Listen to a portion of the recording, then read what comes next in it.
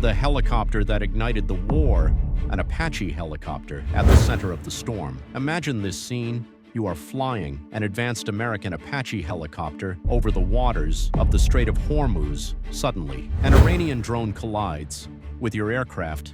You lose control, the helicopter crashes into the sea, and you spend 2 hours floating in darkness, waiting to be rescued. This is not the plot of an action movie.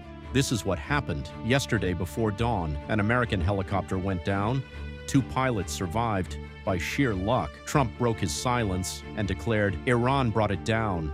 We have to respond." Then something even more dangerous followed. The United States launched strikes against targets near Bandar Abbas and Qeshm Island. Iran responded by targeting the U.S. Fifth Fleet in Bahrain and Ali Al Salam Air Base in Kuwait. Jordan intercepted missiles crossing its airspace, and the negotiations Trump had described as being in the final stages collapsed within hours.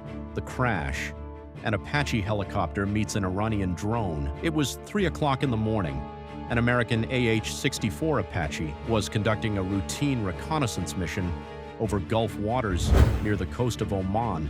Without warning, an Iranian Shahed drone collided with the aircraft. On board were 2 American service members, a pilot and a co-pilot.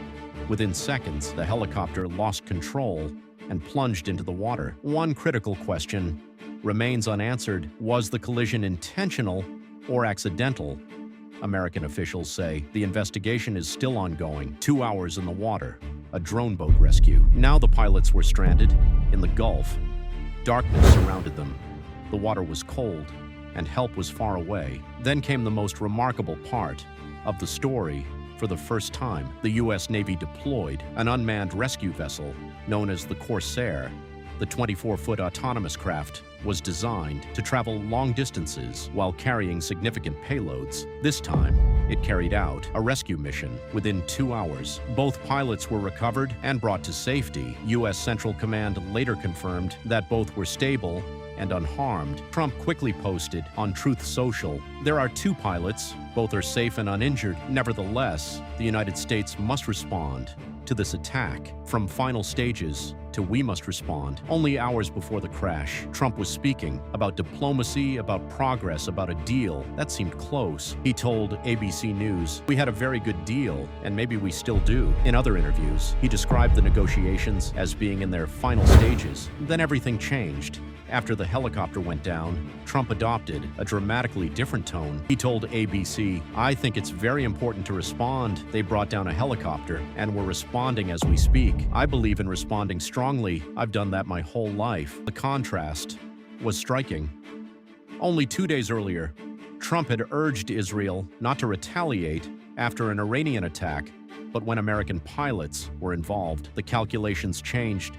U.S. strikes begin. CENTCOM targets Iranian military infrastructure at 5 o'clock in the afternoon, Washington time. Trump gave the order. U.S. Central Command launched what officials described as defensive strikes against Iranian military assets. The targets fell into 3 categories: air defense systems, drone control facilities, and radar and surveillance sites. American aircraft struck locations across southern Iran, including Bandar Abbas, the strategic port overlooking the Strait of Hormuz, Qeshm Island, the largest island in the Gulf, and Sirik, Minab, and Jask. Along the southern coastline, Iranian media reported multiple explosions across the region.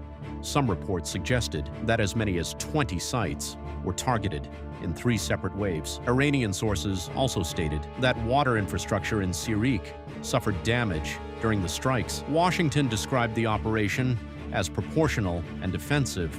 Iran responds. Bahrain, Kuwait, and Jordan drawn into the conflict. Tehran did not wait long.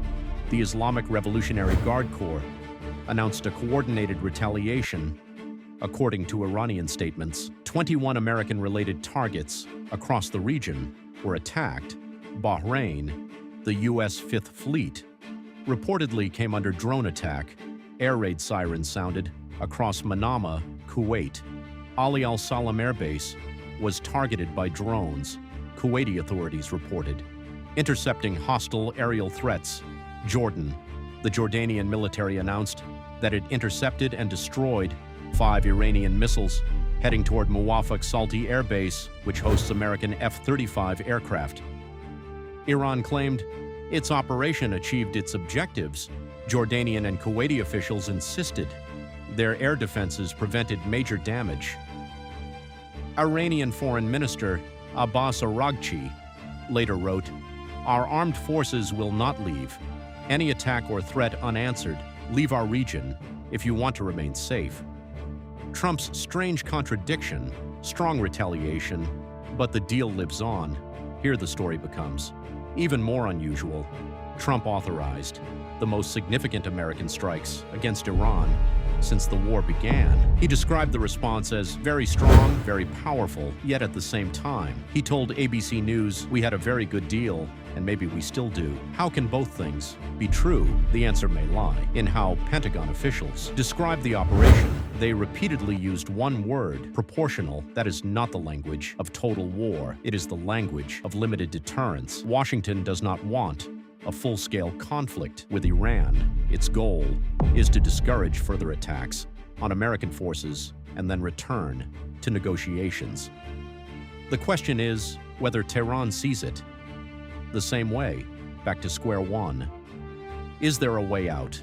The Middle East now faces a new reality. The helicopter crashed. America responded. Iran responded. To the response, Jordan, Kuwait, and Bahrain found themselves drawn into the confrontation. What makes matters even more complicated is that negotiations were already hanging by a thread. Only 3 major disputes remained: the timetable for reopening the Strait of Hormuz, the schedule for reducing Iran's uranium stockpile, and frozen Iranian assets, which Tehran wants released up front. Now comes the difficult question: how do two sides return to negotiations after exchanging direct military strikes before the operation? Trump stated, "This is a response to what they did to our helicopter last night. The response must be very strong, very powerful, and that's what it is." After the strikes, however, the White House fell largely silent. Was this round enough to satisfy Washington, or will Iran's attacks against American positions in Bahrain and Kuwait trigger another cycle of escalation? That is our story today. The coming days will be critical. Either we hear about a return to negotiations, or we hear new explosions that push the region further away from peace. Stay tuned. Write your opinion in the comments.